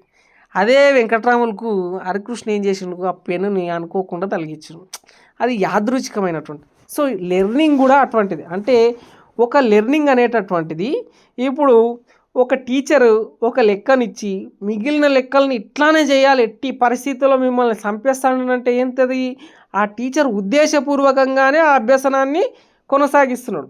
ఇప్పుడు ఒక ప్రాబ్లం చేస్తుంటే 10 స్టెప్లలో అయిపోయేది రెండో స్టెప్లోనే అయిపోయింది. అంటే అది యాదృచ్ఛికంగా జరిగిపోయింది, మరో దాంట్లో జరగవచ్చును జరగకపోవచ్చును. ఇప్పుడు ఒక పెట్టెలో ఏమవుతుంది, మీకు పావులో టెస్ట్ తెలుసు ఆల్రెడీ. ఒక కుక్కకు రోజు ఆహారం అనేటటువంటిది ఇచ్చిండ్రు, అది ఉద్దేశపూర్వకంగానే గంట బెల్లు కొట్టి ఆహారాన్ని ఇచ్చిండ్రు, అది ప్రతిస్పందించింది. యాదృచ్ఛిక అభ్యసనం ఏంటి, కొహెలర్ అనేటటువంటి పర్సన్ ఏం చేసిండు, ఇప్పుడు ఇవాన్ పావులోవ్ ఏం చేసిండు, కుక్కకు ఉద్దేశపూర్వకంగా గంట కొట్టి ఆహారం ఇచ్చిండు. కొహెలర్ ఏం చేసిండు, ఒక చింపాంజీని పెట్టిండు, ఒక అరటిగోలను పెట్టిండు, 2 కట్టెలను పెట్టిండు. ఇప్పుడు ఎట్టి పరిస్థితుల చింపాంజీ ఆ అరటిగోలను తినాలంటే 2 కట్టెలను కలిపితే మాత్రమే తినగలుగుతుంది అనేటటువంటి పరిస్థితుల్లో ఆ చింపాంజీ యాదృచ్ఛికంగా ఆ అరటిగోలను కోసుకొని తిన్నది. అంటే ఏమవుతుంది, తటాళ్ళున మెరుపు లాంటి ఒక ఆలోచన రావడం యాదృచ్ఛికం. ఇక్కడ ఉద్దేశపూర్వకంగా చేయడం ఒక లెర్నింగ్కి సంబంధించింది. అంటే ఉద్దేశపూర్వకం ఏంది, ముందే ప్రణాళిక, ముందే స్పష్టమైన అవగాహన, ముందే లక్షణాలు. అంటే ఇందులో శ్రద్ధ, అటెన్షన్, ప్రేరణ ఎక్కువ ఉంటాయి. అంటే తంతా చూడండి, ఇప్పుడు క్వశ్చన్ చేయకపోతే అంటున్నాను టీచర్ అన్నాడు అనుకోండి, అక్కడ శ్రద్ధతోనే ఆ క్వశ్చన్ని చేస్తాడు. అదే యాదృచ్ఛిక ప్రణాళిక ఎలా ఉంటుంది, అక్కడ ఏదో పని చేస్తున్నప్పుడు అనుకోకుండా జరగడం యాదృచ్ఛిక, ఆకస్మిక. దీనికి ప్రత్యేక శ్రమ లేకుంటుంది, ప్రత్యేక పరిస్థితులు లేకుంటాయి, ప్రత్యేక అవసరాలు లేకుంటాయి, ఇది జరగవచ్చును జరగకపోవచ్చును. సో ఉద్దేశపూర్వక అభ్యసనం, యాదృచ్ఛిక అభ్యసనం అనేటటువంటిది ఏంటి, ప్రణాళికంగా ఉంటే అది ఉద్దేశపూర్వకం, యాదృచ్ఛికంగా అనుకోకుండా ఉంటే అది యాదృచ్ఛిక అభ్యసనం. లెర్నింగ్లో కూడా అంతే. Next forgetting theories. ఇక్కడ ఫర్గెటింగ్ అంటే మర్చిపోవడం, విస్మృతి లాంటి కాన్సెప్ట్ అనమాట. సో ఇక్కడ మరపు సిద్ధాంతాలు అనేటటువంటివి ఫర్గెటింగ్కి సంబంధించినటువంటివి. చూడండి, మనం నేర్చుకున్నటువంటి విషయాలు ఏవైతే ఉంటాయో అవి జ్ఞాపక శక్తి నుండి మర్చిపోవడం లాంటి విషయం, అంటే గుర్తు లేకుండా ఉండేటటువంటి విషయాన్ని మనం ఏమంటాం, ఫర్గెటింగ్ అని అంటాం. ఇప్పుడు 2 వ్యక్తులు ఉన్నారు, 2 వ్యక్తుల్లో ఒకడు బలమైనటువంటి వ్యక్తి, ఒకడు బలహీనమైనటువంటి వ్యక్తి. ఆ బలమైనటువంటి వ్యక్తి బలహీనమైనటువంటి వ్యక్తిని కొట్టిండు. కొడితేనంటే ఇప్పుడు బలహీనుడైనటువంటి వ్యక్తి ఏం చేస్తాడు, అది 10 మందిలో చెప్పుకోకుండా ఇజ్జత్ అవుతుందని చెప్పి కావాలని మర్చిపోయిండు. సో అదేమవుతుంది, దమనం అనేటటువంటి ఫర్గెటింగ్ అవుతుంది. అంటే వాడు కావాలని ఆ కొట్టినటువంటి దాన్ని ఎందుకులే పోనీ అని చెప్పి, నేను బలహీనుడిని ఇలా అని చెప్పి వీళ్ళకి తెలపడం ఎందుకని చెప్పి కావాలని మర్చిపోతున్నాడు. దాన్ని మనం దమనం అని అంటాం. ఇప్పుడు ఒక వ్యక్తి 4వ ఎక్కం నేర్చుకున్నాడు, 4వ ఎక్కం నుంచి 19వ ఎక్కం వరకు నేర్చుకున్నాడు. అయితే వారం రోజులు నేర్చుకున్నాడు, సంవత్సరం 2 సంవత్సరాల తర్వాత మళ్ళీ 19వ ఎక్కం అడిగితే మనకి 4వ ఎక్కం రాదు, 19వ ఎక్కం రాదు.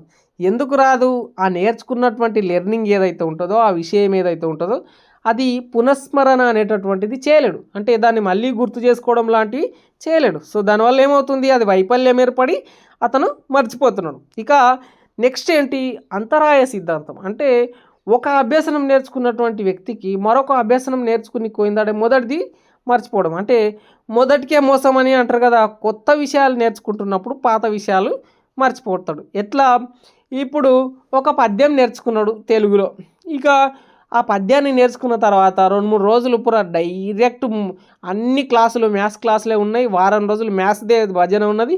ఆ తర్వాత వారం తర్వాత తెలుగు టీచర్ వచ్చి పద్యం ఏడదని అంటే పద్యం ఏడుంది, ఇంకా మ్యాథ్స్ లెక్కలే ఉన్నాయి మొత్తం. సో అదేమవుతుంది, అక్కడ అంతరాయం ఏర్పడడం వల్ల, చాలా గ్యాప్ రావడం వల్ల ఏమవుతుంది, అతను మర్చిపోతాడు అనమాట. ఇక ఒక వ్యక్తి సైకిల్ తొక్కడం నేర్చుకున్నాను, ఎప్పుడు 1వ తరగతిలో చిన్న ఉన్నప్పుడు నేర్చుకున్నాను. ఇక 50 ఏళ్ళు సైకిలే తొక్కలేడు.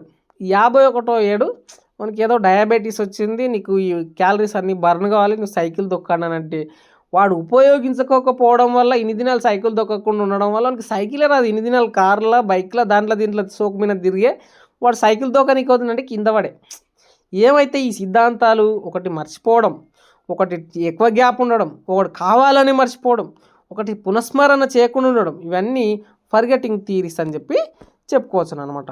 ఇక ఫర్గెటింగ్ థియరీస్కి సంబంధించినటువంటి మ్యాప్ చూడండి, కావాలని పునఃస్మరణ లేక మర్చిపోయి అంతరాయం ఏర్పడి ఇవన్నీ రాయండి.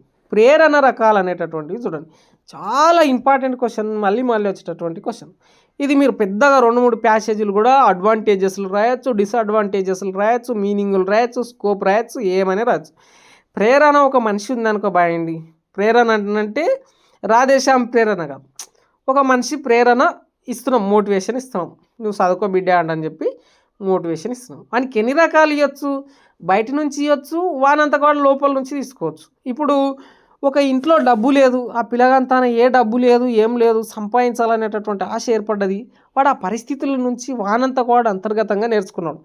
ఇంకొకడు, నేను టీచర్ని రా, నువ్వు నా కొడుకు చదువుకునపోతుందంటే నా ఇజ్జత్ పోతుంది, చదువురా, నువ్వు చదివితే నీకు బైక్ ఇప్పిస్తా, ల్యాప్టాప్ ఇప్పిస్తా, కొడతా, తిడతానంటే వాడు ఏమవుతుంది, అది బయట నుంచి వచ్చేటటువంటి మోటివేషన్ అవుతుంది.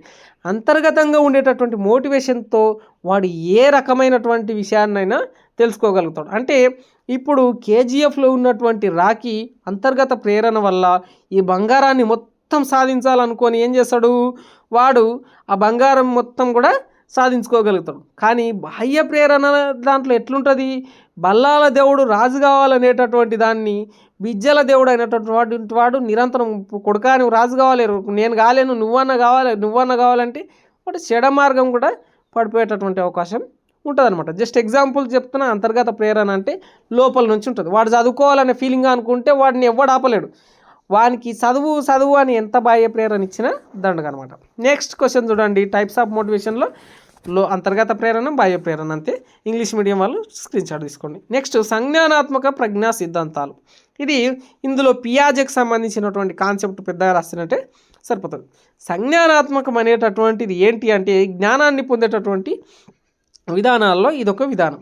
ఇప్పుడు పియాజే అనేటటువంటి వ్యక్తి దీనికి ఏం చేసిండయ్యా అంటే జ్ఞాన నిర్మాణానికి స్కిమాటా అనేటటువంటి పేరు పెట్టాడు. అంటే ఏంటి స్కిమాటా, పిల్లిని చూసిన వ్యక్తి కొన్ని దినాల తర్వాత కుక్కను చూసి కూడా ఇది కూడా పిల్లి పిల్లి పిల్లి పిల్లి అని అన్నాడు. కానీ కొన్ని దినాల తర్వాత అది బౌ అంటే ఇది పిల్లి కాదురా నాయనా, ఇది వేరేలా కరుస్తుంది, ఇది వేరేది ఏందో అంటని చెప్పి పిల్లగాడు ఫీల్ అయ్యాడు. సో కొన్ని దినాల తర్వాత ఏమైంది, పిల్లగానికి 10 రూపాయల లోటు ఇచ్చినాం, తీసుకున్నాడు, బాగానే ఉంది. కానీ కొన్ని రోజులకు 10 రూపాయల సిక్కి ఇచ్చినాం, ఒళ్ళలేడు, అస్సలు ఒళ్ళలేడు. కొన్ని రోజులకు పిల్లగాడు రొట్టె గుండ్రంగా ఉన్న రొట్టె మాత్రమే తిన్నాడు, వెడల్పు రొట్టెని తినడానికి ఇష్టపడలేదు. కొన్ని రోజుల తర్వాత ఇంటికి దారి అనేటటువంటిది తోలుకోయిండు, కానీ ఎట్లా పోవాలంటే కూడా చెప్పలేడు.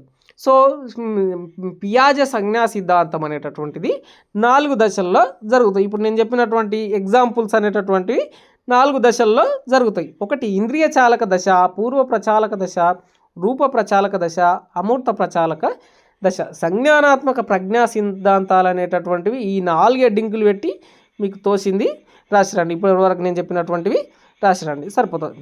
ఇంకా నెక్స్ట్ కాగ్నేటివ్ థియరీస్ అంటేనే సంజ్ఞానాత్మకత. నెక్స్ట్ సమర్థవంతమైన మరియు సానుకూల అభ్యసన వాతావరణం అనేటటువంటిది ఇప్పుడు సురక్షితమైన భయం లేకుండా ఉత్సాహం కలిగించే విధంగా విద్యార్థులకు తరగతి గదిని ఇవ్వడం లాంటిది ఏమవుతుంది, సురక్షితమైన సానుకూల వాతావరణం కలిగినటువంటి లెర్నింగ్కి సంబంధించినటువంటి అంశం.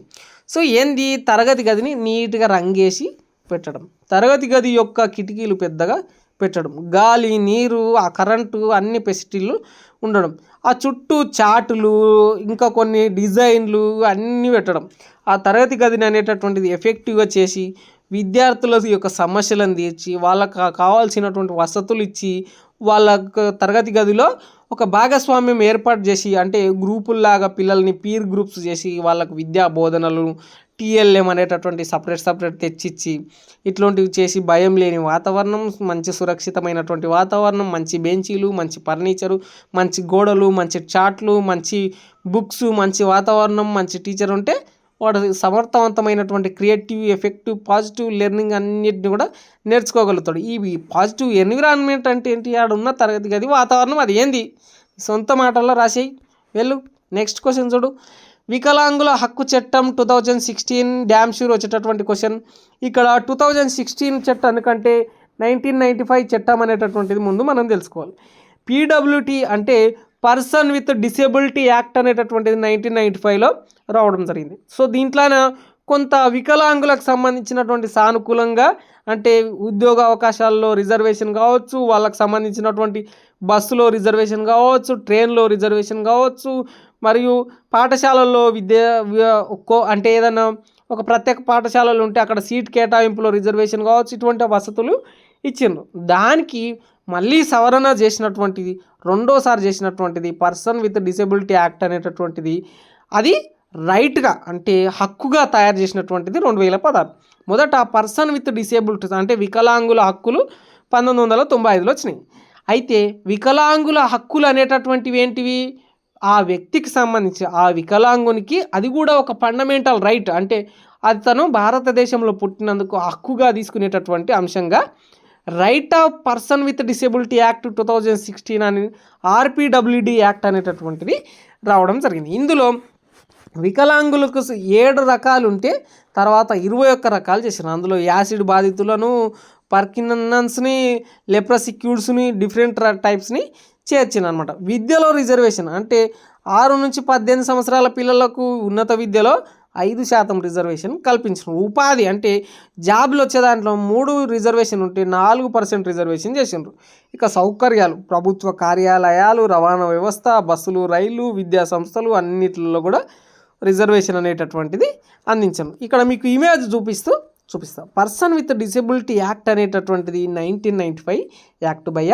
సో దీంట్లో ఆయన ఎన్సీఏ తర్వాత వచ్చినటువంటి 2005 ఎన్సీఎఫ్ కావచ్చు, 2009 ఏదైతే ఆర్టీఈ ఏదైతే ఉచిత నిర్బంధ విద్య కావచ్చు, ఇప్పుడున్నటువంటి ప్రజెంట్ ఉన్నటువంటి 2020 ఎడ్యుకేషన్ పాలసీ కావచ్చు, ఈ అన్నిటిలో కూడా ఆర్పిడబ్ల్యూడి అనేటటువంటి యాక్ట్ 2016లో వచ్చింది. ఈ అన్ని యాక్టులతో ప్రేరణ అనేటటువంటిది పొందింది.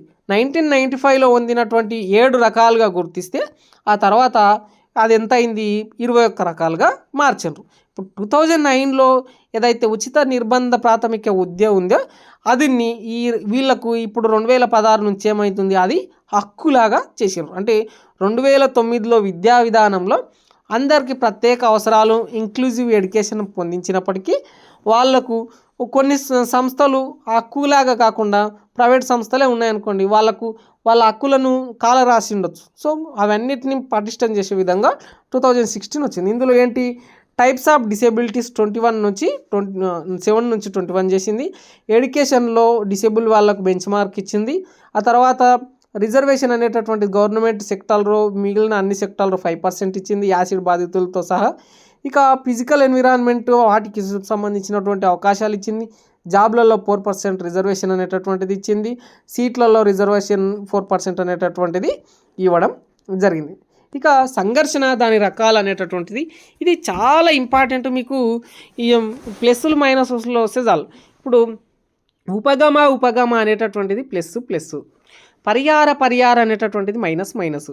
ఉపగమ పరిహార అంటే ప్లస్ మైనస్, ఆ తర్వాత ద్విఉపగమ ద్విపర్యార అనేటటువంటి ప్లస్ మైనస్ అనేటటువంటిది ఉంటుంది. ఈ చాలా సింపుల్ అయినటువంటి విషయం ఎలా ఉంటుందంటే చూడండి, మొదట ఏంటి మనం ప్లస్ తీసుకున్నాం అంటే ఇవి అవ్వ కావాలి బువ్వ కావాలి.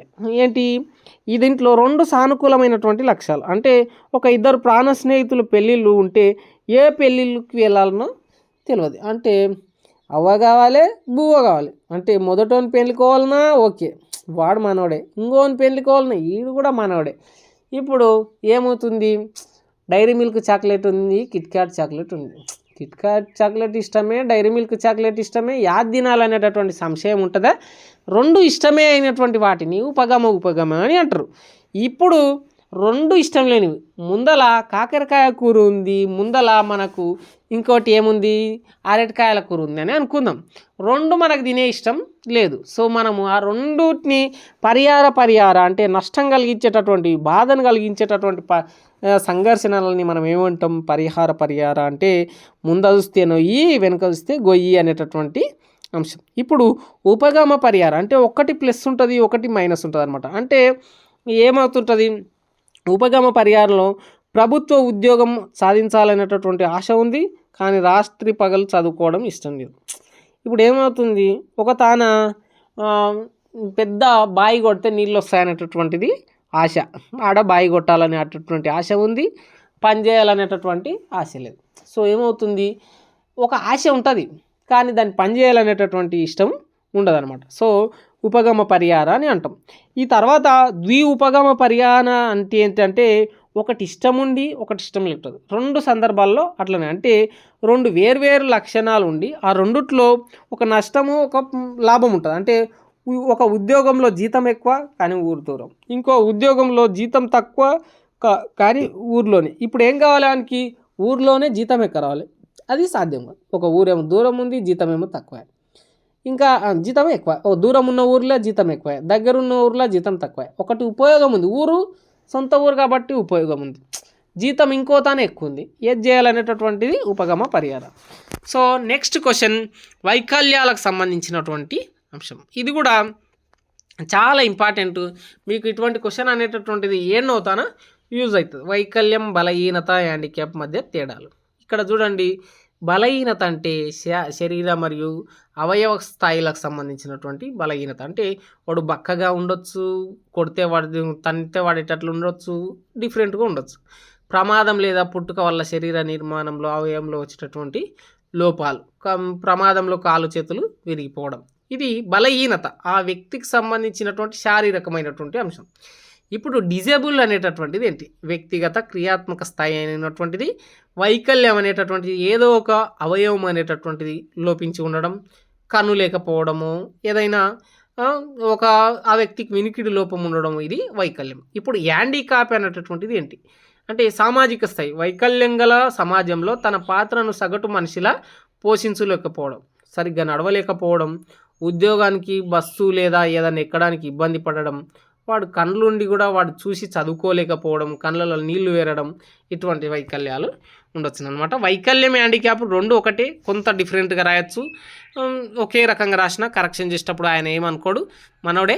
ఇక బలహీనత ఏంటి, ఖచ్చితంగా వేరే రకంగా రాయాలి. బలహీనత, వాడు బక్క ఉండా, వాడు పుట్టుకతో బలహీనంగా పుట్టిండా, వానికి పోలియో చుక్కలు ఇచ్చినప్పుడు వాడు బలహీనంగా అయిపోయిండా, వానికి కరోనా టీకి ఇచ్చినప్పుడు తర్వాత బలహీనంగా అయిపోయిండా, ఇక వానికి ఏదో ప్రమాదం, వానికి షుగర్ వచ్చిన తర్వాత ఇక మంచి లేడా, వానికి ఎయిడ్స్ వచ్చినప్పటి నుంచి మంచి లేడా, ఏదో ఒకటి బలహీనత అనమాట. నెక్స్ట్ బహుళ కారక సిద్ధాంతం, multiple factor Thorndike, E L Thorndike ప్రతిపాదించడం జరిగింది. ఈయన స్పియర్మన్ యొక్క ఏకకారిక ద్వికారక సిద్ధాంతాలను అనేటటువంటిది వ్యతిరేకించను. మొత్తం ప్రజ్ఞా సిద్ధాంతాలు అనేటటువంటి ఏకకారక, ద్వికారక, బహుళకారక ఈ విధంగా ఉంటాయన్నమాట. సో ఇక్కడ ఏకకారక ద్వికారక సిద్ధాంతాలను వ్యతిరేకించినటువంటి ఈఎల్ థార్న్డైక్ ఈ బహుళకారక సిద్ధాంతాన్ని చెప్పిండనమాట. ఈయన ప్రకారం ప్రజ్ఞ అనేది ఒక సాధారణ శక్తి కాదు, ఇది అనేక స్వతంత్రమైన సూక్ష్మమైనటువంటి ప్రత్యేక మానసికాల యొక్క కారకాల యొక్క కలయిక అని చెప్పడం జరిగింది. మెదడులో ఉండేటటువంటి కారకాలను ఇసుక రేణువులతో పోల్చడం జరిగింది. ఇక్కడ తారండైక్ ప్రజ్ఞలు 3 రకాలుగా అమూర్త ప్రజ్ఞ, యాంత్రిక ప్రజ్ఞ, సాంఘిక ప్రజ్ఞ, ఈ మూడుటిని గుర్తుపెట్టుకోండి. బహుళకారక సిద్ధాంతం అంటే ఉంది తారండైక్ అనేటటువంటి వ్యక్తి. అందులో 3 హెడ్డింగులు అమూర్త ప్రజ్ఞ, యాంత్రిక ప్రజ్ఞ, సాంఘిక ప్రజ్ఞ అనేటటువంటిది మీరు హెడ్డింగులు పెట్టాలి.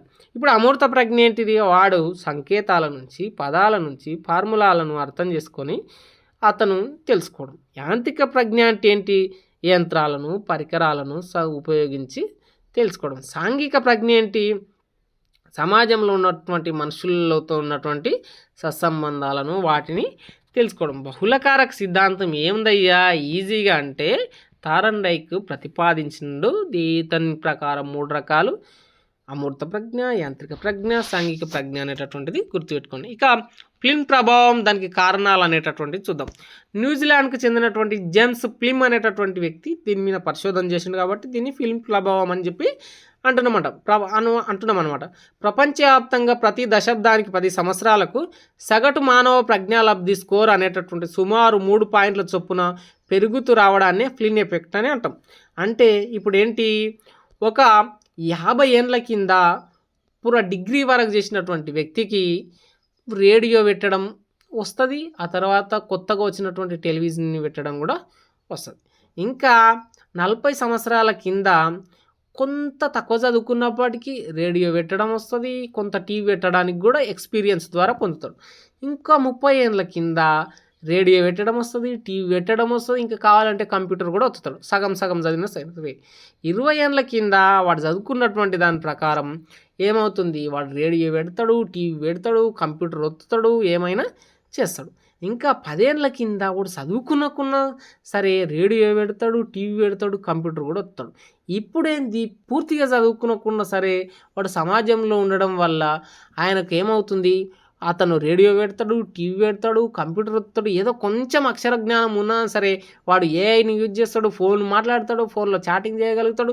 ఆయనకి 10th లేకపోతే 5వ తరగతి లేకపోతే 3వ తరగతి కూడా చదవలేకపోతాడు. కానీ వాట్సాప్లో కట్కలు వస్తాడు, లవర్కి హాయ్ అంటాడు, బాయ్ అంటాడు, సోషల్ మీడియాని ఉపయోగిస్తాడు, రీల్స్ చేస్తాడు, నమస్తే ఫ్రెండ్స్ అంటాడు, నటనం స్టార్ అంటాడు, ఎర్ర ఉంటుంది కారం ఎర్ర ఉంటుంది అంటాడు, కొడతాడు, తిడతాడు, సోషల్ మీడియాని అంతా షేక్ చేస్తాడు. ఇదంతా ఏంది, కాలం మారుతున్న కొద్దీ 10 ఏండ్లకు ఏమవుతుంది, ఐక్యూ అనేటటువంటిది మనిషికి సహజంగా పెరుగుతుంది అని చెప్పడాన్ని ఫ్లిన్ ఎఫెక్ట్ అని అంటారు. అంటే మన తాత ముత్తాతల కంటే, మన తల్లిదండ్రుల కంటే మనకు ఎక్కువ నాలెడ్జ్ ఉంది. అంటే ఏంటిది, మన తాతకు గూగుల్ మ్యాప్ పెట్టుకోవడం అనేటటువంటిది చదివిరాని కూడా రాకుండే, ఇప్పుడు కూడా రాదు. మనం చదవకున్నా సరే గూగుల్ మ్యాప్ పెట్టుకోగలుగుతాం, ర్యాపిడో కొట్టగలుగుతాం. దీన్నే ఫ్లిన్ ఎఫెక్ట్ అని అంటాము. క్రాస్ సెక్షనల్ మెథడ్ అనేటటువంటిది మరొక short question. Cross sectional method అంటే ఏం లేదు, తరగతి గదిలో ఏముంది, ఒక విషయాన్ని గురించి నువ్వు పరిశోధన చేయాలని అనుకుంటున్నావు, అధ్యయనం చేయాలని అనుకుంటున్నావు. ఆ అధ్యయనం చేయాలనుకుంటున్నప్పుడు తలకాయ నొప్పి లేకుండా ఆడ అడ్డుకోత పద్ధతులను ఉపయోగిస్తావు.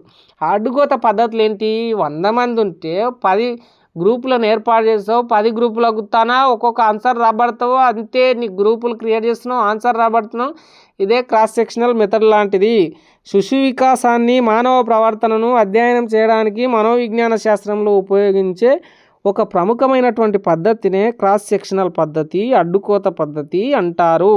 ఈ పద్ధతిలో ఒకే సమయంలో వేర్వేరు వయసులకు చెందినటువంటి సమూహాలకు పిల్లలను ఎంపిక చేసుకొని అధ్యయనం చేస్తావు. ఫర్ ఎగ్జాంపుల్, ఒక తరగతిలో డిఫరెంట్ ఏజ్ పిల్లలు ఉంటారు కదా, 5వ తరగతి పిల్లలు, 8వ తరగతి పిల్లలు, 11వ తరగతి పిల్లలు. ఇది వాళ్ళ యొక్క ఎంపిక చేసుకొని పరీక్షించడం. లేదా నీకు ఒక వ్యవస్థలో శిక్షణ పొందుతున్నటువంటి వాళ్ళు ఉంటారు, వాళ్ళు డిఫరెంట్ ఏజ్ వాళ్ళు ఉంటారు అనుకుందాం, వాళ్ళు డిఫరెంట్ ఎక్స్పీరియన్స్లు ఉంది అనుకుందాం. వాళ్ళ వద్ద దాని గురించి మనం తెలుసుకుంటున్నప్పుడు ఏం చేస్తాం, వాళ్ళ ఏజ్లను బట్టో వాళ్ళ ఎక్స్పీరియన్స్ని బట్టో మనం ఒక గ్రూపులుగా చేసి వాళ్ళని సీనియరు జూనియరు అట్లా క్రియేట్ చేసి వాళ్ళ తన నుంచి ఒక ఎక్స్పీరియన్స్ని పొందుతాం. దాన్ని అడ్డుకోత పద్ధతులు లేదా క్రాస్ సెక్షనల్ మెథడ్ అని చెప్పి పిలవడం జరుగుతుంది. సో మొత్తం సిలబస్లో ఉన్నటువంటి 5 యూనిట్ల నుంచి ఒక్క క్వశ్చన్ ఎస్కేప్ కాకుండా short question, long question A to Z ఈ వీడియోలో మీకు ఎక్స్ప్లెయిన్ చేయడం జరిగింది. సో మొత్తం ఎడ్యుకేషనల్ సైకాలజీ థియరీ అండ్ ప్రాక్టీస్లో సైకాలజీ అనేటటువంటి విజ్ఞాన శాస్త్రము లేదా తత్వశాస్త్రాన్ని విద్యాపరంగా చేయడమే విద్యా మనోవిజ్ఞాన శాస్త్రానికి సంబంధించింది. ఇక స్పెషల్ ఎడ్యుకేషన్ అనేటటువంటిది పిల్లల అవసరాలకు సంబంధించింది. ఆర్పిడబ్ల్యూడి 2016 అనేటటువంటిది ఏంటి, 1995 పీడబ్ల్యూ యాక్ట్కి కొనసాగింపుగా మళ్ళీ సవరణ చేసినటువంటిది. సో లెర్నింగ్, పర్సనాలిటీ మరియు ఏదైతే కాన్ఫ్లిక్టు అనేకమైనటువంటి క్వశ్చన్లు చెప్పుకున్నాం కదా. ఒకసారి అన్ని ఇంపార్టెంట్ క్వశ్చన్లు స్క్రీన్ మీద స్క్రోల్ చేస్తా, వీటిని స్క్రీన్ షాట్ తీసుకోండి. ఈ వీడియో మీ ఫ్రెండ్స్కి షేర్ చేయండి. ఈ ఒక్క వీడియో చాలు, మీరు ఖచ్చితంగా పాస్ అవుతారు. ఐ హోప్ మీ అందరికి అర్థమైంది అని నేను అనుకుంటున్నా. కింద డిస్క్రిప్షన్లో ఇంపార్టెంట్ క్వశ్చన్లకు సంబంధించినటువంటి వీడియో పేస్ట్ చేస్తే అక్కడ నుంచి తీసుకొని చదవండి. Signing out. నేను మీ ధన Venkataramulu. Please do subscribe my channel.